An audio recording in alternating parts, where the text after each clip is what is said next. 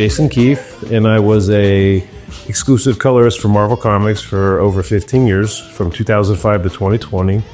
It was my job to color 2 of those comic books a month. So I have entire runs on Avengers and Wolverine and the Hulk, literally a decade's worth or more now. So that's who I was. And then at some point I decided I need to create something for myself and do something a little bit bigger, because I had felt like I hit this real kind of plateau in comics where early on I worked on the first Red Hulk in 2008, and that was the #1 selling comic book that month. And so I really asked myself, like, what am I going to do next? So I went back to art school and studied fine art and painting, and that kind of gave me something else to do for a while I was also still working in comics.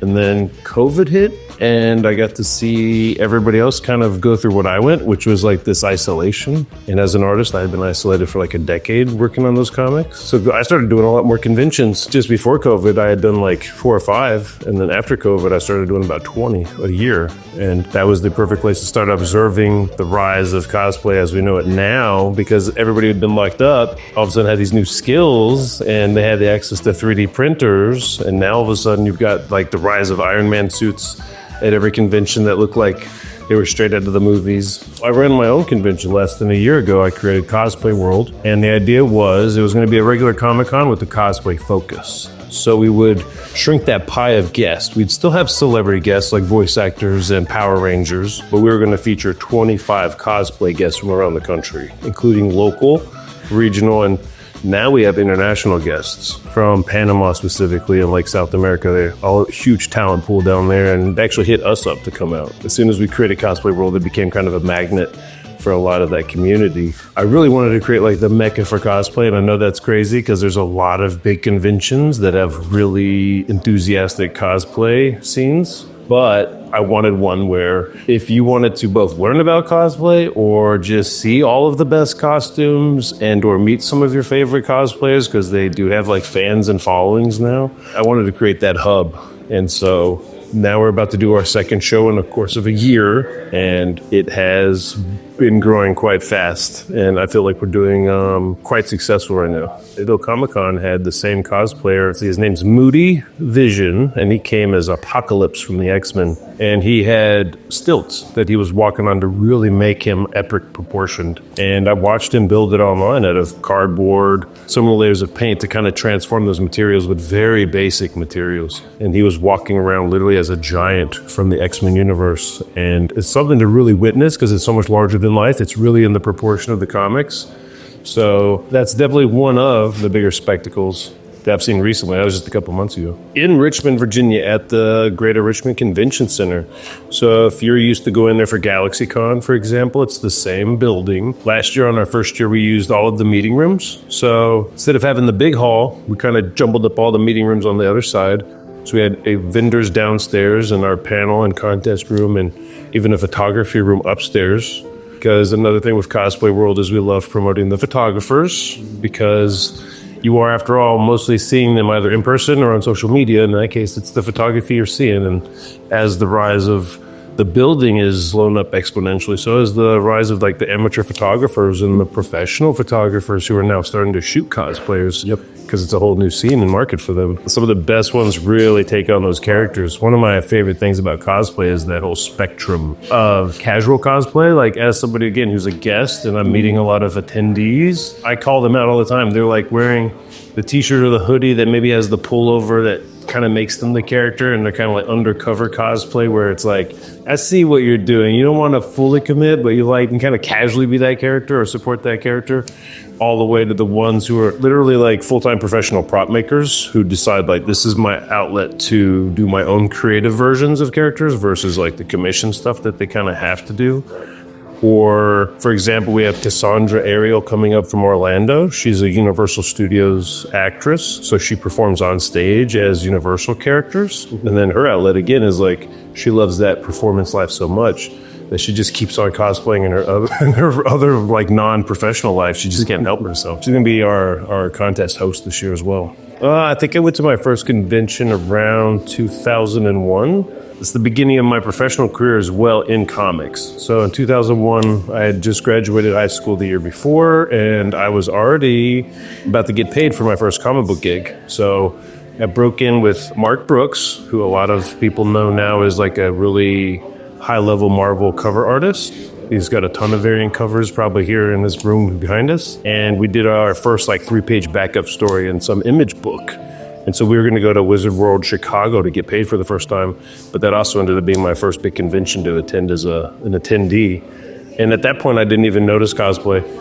I was just so enamored with just being there and the whole spectacle of everything that it wasn't on my radar. And then I worked for Marvel for over 10 years before I ever did a convention as a professional. So I really was like tied down to my office, just churning out pages a month after month for all of those comics. I have almost 1,000 Marvel credits at this point, so that was like a decade of my life that got locked away. But after getting kind of really introverted and depressed working from home, and this is something I think cosplayers can relate to on some level, is that getting out to conventions, even as a professional guest, was a chance for me to start interacting with people in a community that I was really a part of, but I felt disconnected.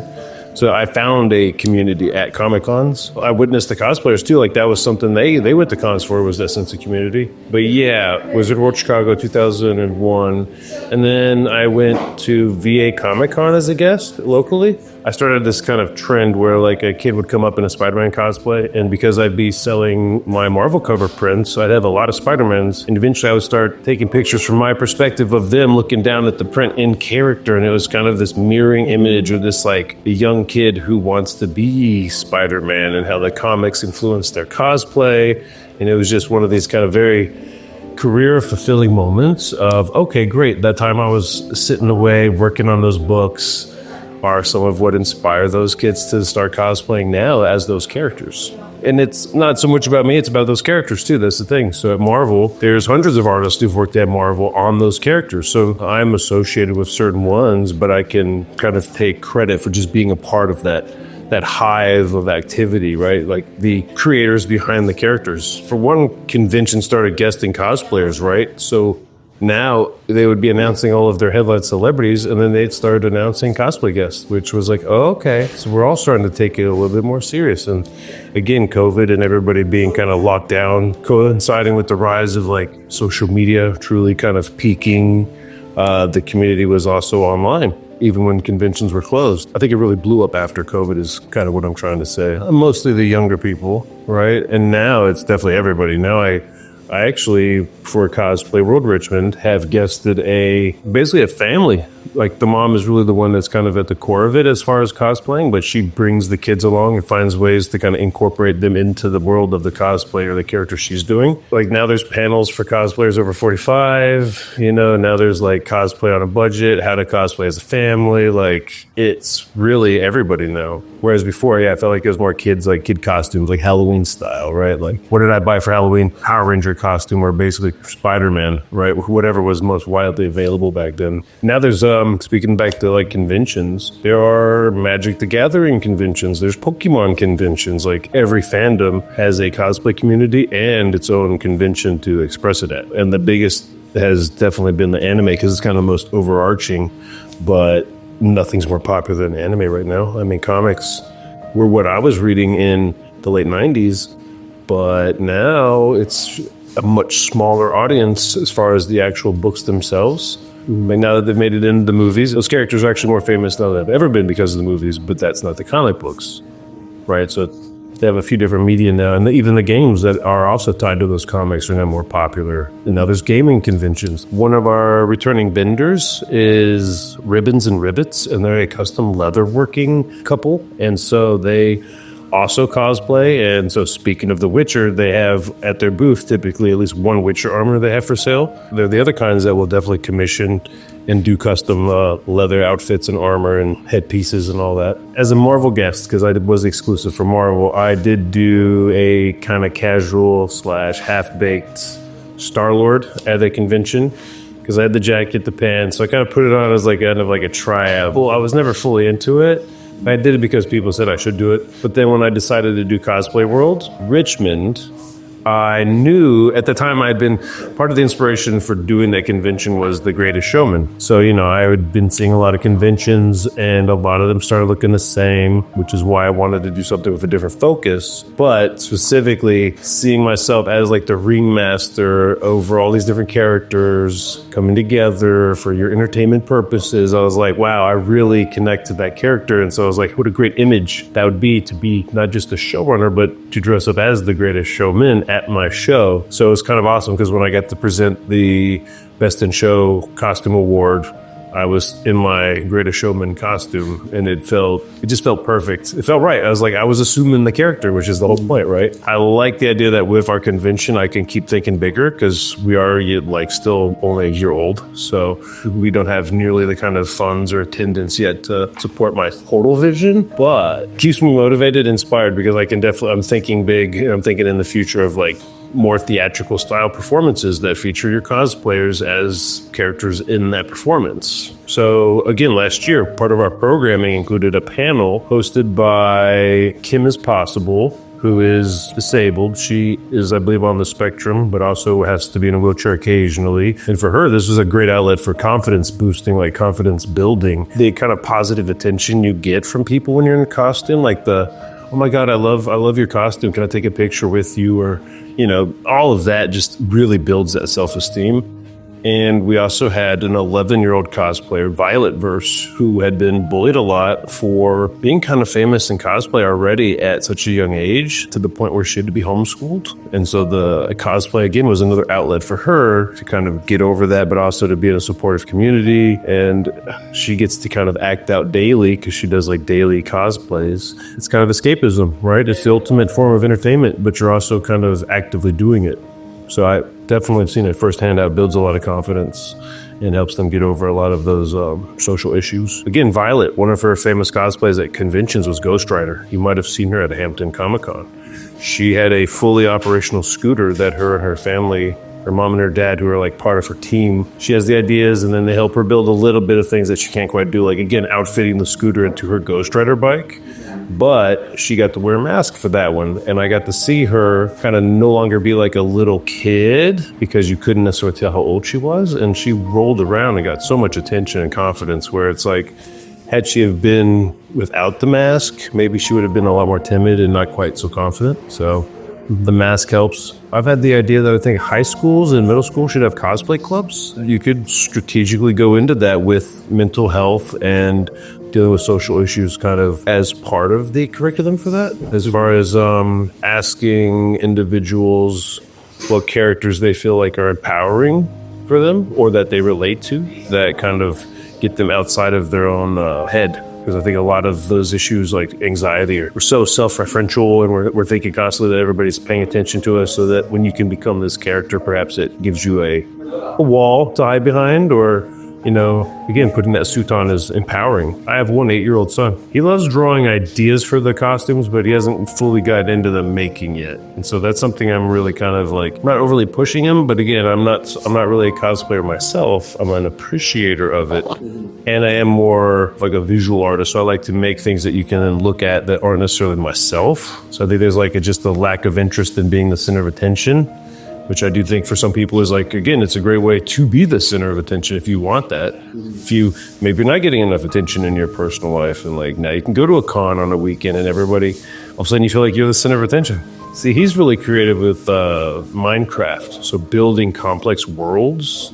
And on Minecraft, they even have the ability with like redstone to create like electrical pathways. And so he's really good with engineering. So his reading and writing weren't as great, but his science and math were doing really well. And I think some of that relates to his interest in building these kind of complex worlds. Again, not so much about himself, but about the other things he can create. So I definitely think he got that for me a little bit. But he has an interest, and he's probably, because more of his friends are interested in doing cosplay, the ones that are a little bit older, like at 8, he still just wants to wear like the Power Ranger costume.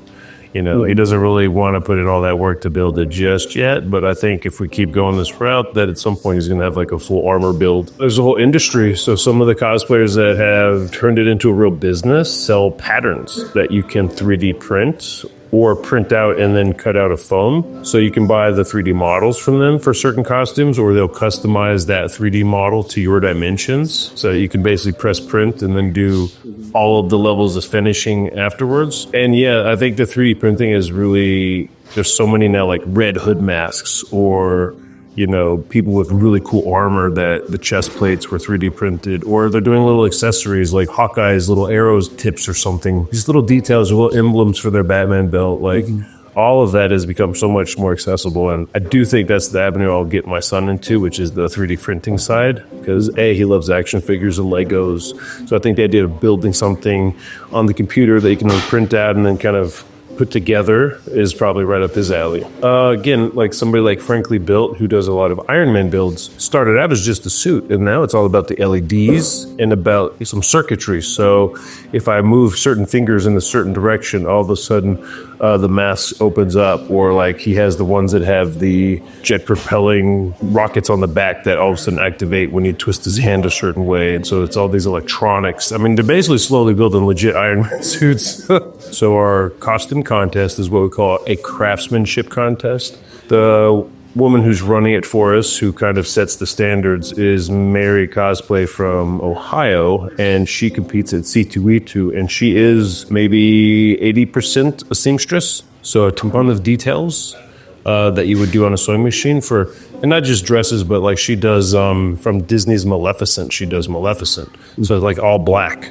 But when you see all the different combinations of patterned fabrics and textures, it really gets intricate and layered. So we have her kind of running it, and then we have other judges that are more foam armor based, and then others in the past that were actually like lookalikes. So Everyday Grimes, one of my favorites, is a lookalike of Andrew Lincoln from Walking Dead, and he leans into it and goes full Rick, to the point where he has to get the exact same watch, the same pants, the same shirt, down to every detail, so that when you see him, it looks like he stepped right off of the show. And so each one of those is a different kind of cosplay. Kind of ties into the mental health, where it's super empowering to put on a costume and get that kind of positive attention. The cosplay community is pretty supportive of all types. And so you don't have to be perfect to cosplay. You can be anybody in cosplay. And I think that is just super empowering, especially for women. So they get sometimes too much attention. So like when I run a convention like Cosplay World, we have to remind everybody that cosplay isn't consent, that you should even ask to take photos. You shouldn't just assume. Sometimes see cosplayers trying to sit off to the side having a lunch with like their costume still on, and people will still bother them. Like there's still some of that. But yeah, I think in general, cosplay has been really empowering for women, especially younger women. I mean, I've definitely had some female cosplayers who say there's creepy guys who just stare way too long and way too close, or again, take photos from inappropriate angles without asking, that kind of thing. But, that's unfortunate. And, just awareness helps. But again, those signs at least give that warning, and it's kind of up to everybody. So if you happen to see somebody trying to be creepy at a con, you should really intervene. I'd say it's pretty rare. I mean, you could ask different people, they give you different answers, but I ran a convention last year, we had almost 1,000 people, and I had 0 complaints. Okay. But I did get people telling me, thank you for putting at the front entrance a banner that says cosplay is not consent, ask to take photos. Like, it explained the whole thing, and we got a lot of positive comments on that. So I think maybe that helps, especially when you hit them as they're walking in. It just kind of lets people know, because not everybody's super aware of how to act in public. So maybe they don't see anything wrong with taking pictures constantly, without asking, and catching those kind of candid moments that may or may not be the most flattering for somebody that we wants to turn around and feel like they're being watched, right? So yeah, overall is all super positive. Well, that's definitely something I try to do with Cosplay World, is I really wanted to represent the whole spectrum, and that means characters, races, genders. Like, I really like to get a 40-year-old guy who might have normally not been what you typically thought of as a cosplayer, but also we're pulling a lot of guests from North Carolina, and a lot of them happen to be African American, and they really appreciate the extra spotlight as being a guest, and they have a ton of fans and supporters who are super excited to see them getting guest spots when maybe they hadn't been getting guest spots at other shows before because they didn't fit the typical standard. There's some people or some shows that like to guest what look more like pinup model type cosplayers versus the builders. And so I like to have a few people who maybe mostly buy costumes who are just really good at the hair, makeup, the whole look. And so while they look great as an image, they're not necessarily a builder, but there's room for all of that because that also self-expression. And a lot of them get into the makeup and the hair and don't necessarily want to build a full costume. They're fine buying it or having, piecing it together kind of in a different way. Yeah, I'm glad you said that because actually what it all comes down to is a sense of identity. And so the crossplay is really big now. So maybe experimenting with a different gender through being that character, I think is great for opening up that perspective. So maybe you're not transgendered, but you can understand a bit better by adopting a different character as your cosplay. So like, what is it like for a guy like myself, who's a bigger guy, to like try to be a woman, see what that perspective is like. That will help you then see what it might be like to be a woman. It's self-expression. It's a sense of identity. A lot more people feel comfortable with that crossplay. Like maybe they're not fully ready to be outed in their personal life, but when they could do the characters, and maybe that for them is a little test in the waters with how that feels. Judgment only in the form of the contest, right? So like you're free at the con to be whoever you are, but as soon as you enter a contest, you will be judged based on your costume and how well you present it and the level of your craftsmanship. Again, that doesn't have any specific identity issues or anything. That's straight craftsmanship. How well you made it. Well, as somebody who's created a convention for cosplay, like at that point, it's not quite 100% participation at my show, but it is almost a 50% of attendees. Half of the guests or more are cosplay. So as far as that, I don't know if it could get any more popular than it is right now. It just becomes more and more mainstream. Like now there's hobby foam specifically for cosplay building at Michael's and Joann's. I mean, I think it'll just become so much more like ubiquitous. And so maybe there will be cosplay clubs. So maybe instead of your kid being in an after school athletics program or in theater, maybe they'll be in the cosplay club, building costumes and sharing that information with each other. Well, I did go to art school, and there was a big shift towards interdisciplinary studies. And I thought to myself, wow, cosplay kind of fits that bill, doesn't it? Like, it is theatrical, it is artsy, there is the psychological and the mental health side of it all, and the empowerment issues of identity and gender studies. Like, I think it could really be something more in college as far as electives, even if it's just the cultural impacts. I would want it to be less stressed and anxious because I would say you're going to end up living multiple dreams. I was a fan of the X-Men and certain comic book artists when I was like 15, and now I have credits with those same artists in comics. I went from them being the names on the credits to sharing those credits with them. And now with cosplay, for example, my girlfriend loves cosplaying as Rogue from the X-Men. So I grew up to literally be in a relationship with somebody who embodies those characteristics quite literally sometimes at shows with me. And so for myself and anybody, when you're young, it's like whatever you're focused on or into now, you might be surprised how much that will carry with you into the future. And I've been really fortunate to live those multiple dream lives. Like first I wanted to work in comics, and then I did, and I wanted to create my own convention, and now I have. And it's all still based on that same core fandom as comics. Hopefully I just continue to be proud of myself. And as an artist, I was really introverted, and now I'm really all about making those connections and bringing people together. So again, promoting photographers and cosplayers. I bring in a photographer from Nashville who is amazing, and cosplayers from Florida, and now they get to collaborate in this open space. And the artwork and the photography that comes out of that, I feel so proud of, because it's like I didn't necessarily make it, but I created the environment for it to happen, and I love that. And like this year, we're doing a photography contest. So we're wanting to exhibit cosplay photography at the show and award a best in show based on people's the attendees voting on their favorite. I don't know where I'm going to be necessarily 10 years from now. Hopefully I'm retired and I can just kind of go back to making my own artwork for myself without any pressure to make money. But right now I'm enjoying that my network of people is expanding and I get to bring people together. He still doesn't quite get it at 8 years old. You know what I mean? He's grown up with it. So I've always worked for Marvel his whole life. So for him, it seemed pretty normal, except for when he gets to bring something into school that I've worked on. And then all of a sudden his friends are like, oh my God, your dad's kind of famous. And then he gets a little bit of that residual attention for it. So he tells me he'd like to be a famous artist when he grows up. I got to spend my weekend at a Comic-Con and in the green room with celebrities I don't want to drop names, but I was a big fan of the Goonies growing up. And this weekend I was having lunch with Corey Feldman, which was for me a real big moment as far as I didn't want to fan out too much around him, but I get to work with my favorite artists that I grew up fan of, and now I get to like hang out with some of the actors that I grew up also being fans of, and I'm really blessed and lucky and fortunate, and hopefully my son learns from that and he pursues all his interests the same kind of way. All right, well, I did get to go to the Guardians of the Galaxy 2 premiere in LA, and I got to sit next to Rob Liefeld, who is the co-creator of Deadpool.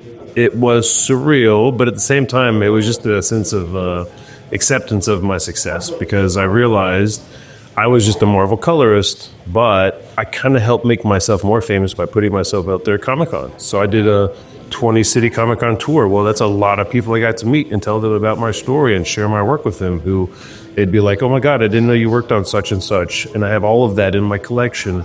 Oh my God, you're such a part of my childhood. So grateful to be successful and be able to share that with my son. But yeah, there's a lot of surreal moments in that.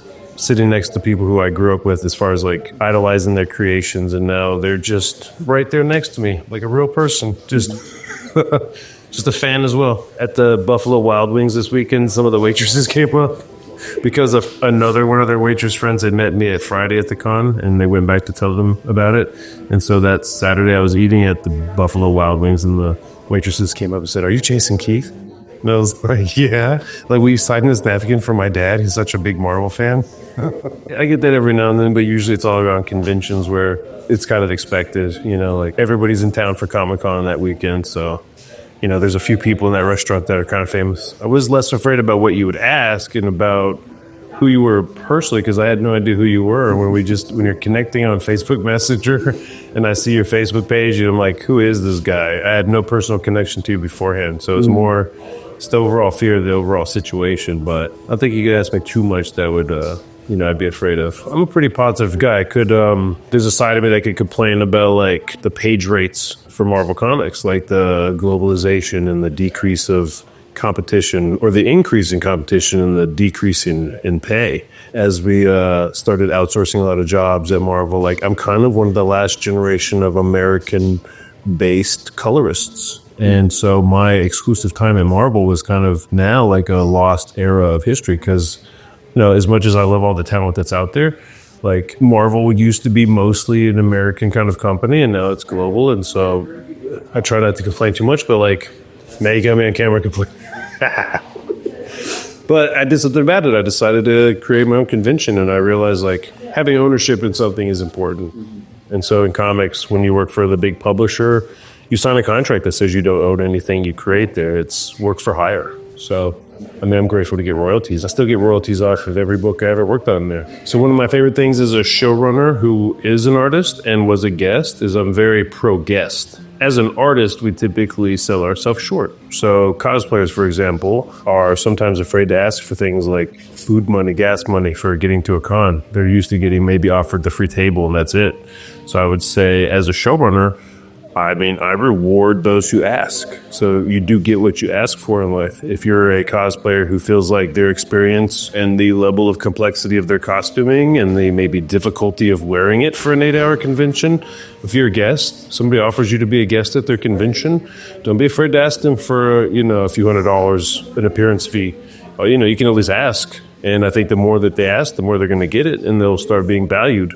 Because again, as an artist, I worked for Marvel for 15 years, and I think I had maybe 2 pay raises during that time. And each time I had to ask. We had to ask for it. And so my advice to cosplayers or even artists who want to break into comics is you have to be asking for things. You can't just wait for opportunities. You have to ask those shows to be a guest. Our international cosplay guests, for example, Kailani, she asked us to be a guest multiple times, and it eventually worked. She put herself on our radar, and we kind of...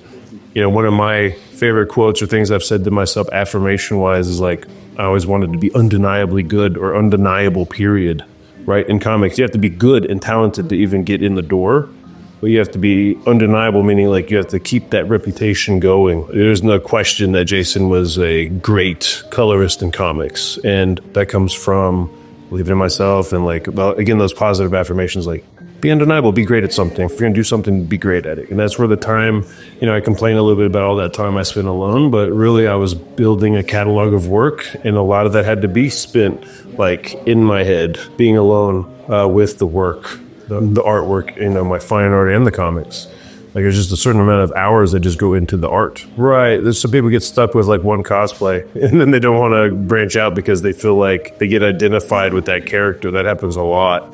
You know, there's a lot of Batman out there, like the Batman of whatever city you're in is your username. And now you're just like, but in that sense, if you double down, then that's fine. Because maybe you're really developing that persona and becoming well known for that. But, you know, some people can get stuck at a certain level. And that's true of all artists. So a lot of the people I broke into comics with when we were young were, you could see the amateurness to the work. And it's only because you kept doing it and doing it and doing it, it would slowly level up. And it's harder because you would plateau, but you have to keep working hard to level up. The same thing with the builds. It's like in cosplay, you could get some great comments on something and then not want to necessarily go any further. But I think most of them get kind of addicted to that idea of going bigger and better and trying to outdo themselves and trying to one-up or like win more contests, that kind of thing. Yeah, well, and the other thing is that they don't always get nothing but positivity. Like cosplayers get a lot of hate too. Like there's a lot of inner drama within cosplay, within the community itself. Like, oh, somebody thinks they're so awesome, or maybe they get more guest spots, or maybe they find out that they're getting appearance fees, or like they've got better like sponsor deals on their Instagram, and like, you know, it's only because they do such and such, or like, there's plenty of that. So yeah, the thick skin for sure. We talk about like females in particular, women in particular, like the kind of negative attention they can get online, like they end up becoming stronger or thicker skin. You know, I hate to be like they get a little jaded or like cautious or kind of start building walls, but you have to balance all that negativity with all that positivity too. And hopefully the positive is slightly outweigh the negative. And one of the things that I have to remind myself to not do that everybody warns me of is don't compare cosplayers to each other. So if so-and-so does like a Catwoman or something, or a certain anime character that you like, you don't immediately like, yeah, but so-and-so does it better. Or like, I really like that so-and-so does it this way. You know, again, back to that empowerment and confidence. It's like, be supportive of the individual. The comparing and contrasting usually ends up leaving somebody turning a little bit hurt. Just how talented those artists are, and that they're artists, right? They're not just somebody putting on a costume. There are a lot of store-bought cosplays, but I think the majority of them are pretty die-hard artists. They're makers. A lot of them actually are illustrators on the side. I'll find a lot of cosplayers, as they're a guest at my show, end up showing me their sketchbooks. And I'm like, oh, okay, so yeah, my inclination was right. Like, you're really just an artist, and your medium is the costume and becoming the costume and the theatrical side of it all. Yeah, so for our craftsmanship contest, we typically ask you to make sure you bring work in progress shots, or at least be willing to show them on your phone.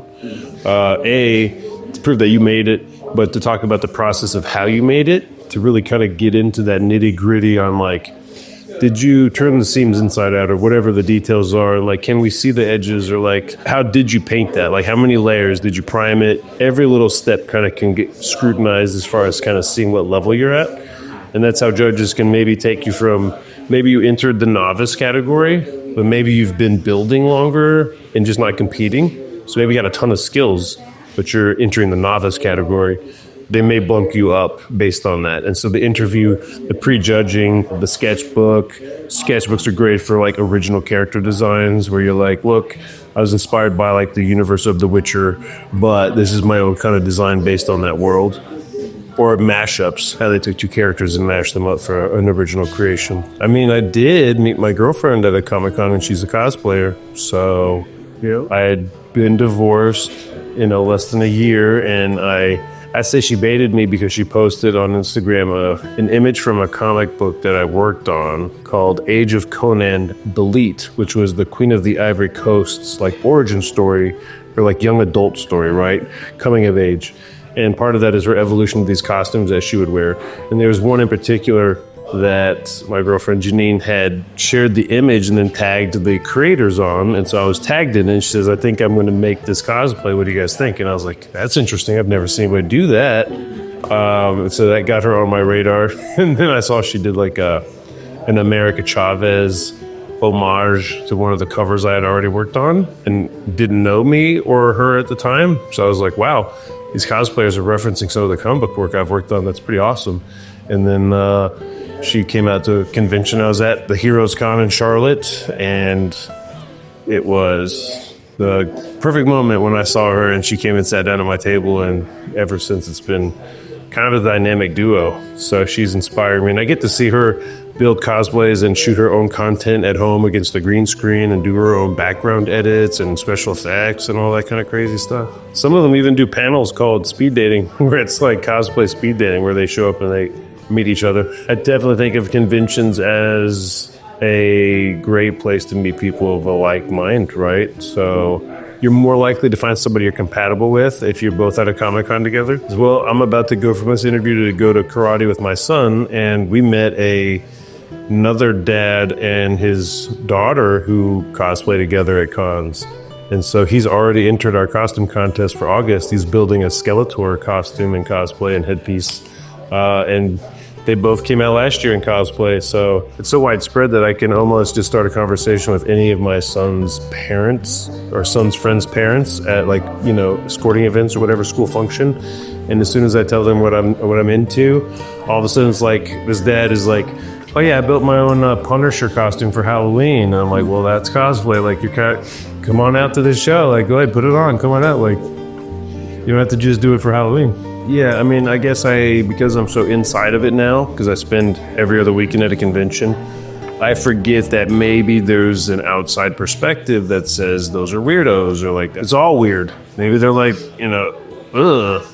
And I just have to be like, you probably are a fan of something that you could cosplay as, and that you're really just you're being judgmental because you're too afraid to express yourself in such an outward way, right? Because it does take a certain amount of like either guts or a carefree attitude to like put on a costume and walk around with 40,000 people getting all that attention. So I think it's one of those things where, again, I'm so inside that I don't always see that perspective, but I could definitely understand that it might be kind of a weird lifestyle for some people, and it is a lifestyle. Some people, they post cosplay content every week.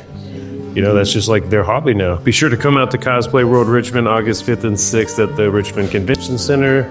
So I keep tapping my ring. But this is my casual cosplay because it's my Darth Vader ring and Punisher from Marvel. So I always kind of bring these character personality traits with me. It's like those are my dark side guys that I like to represent.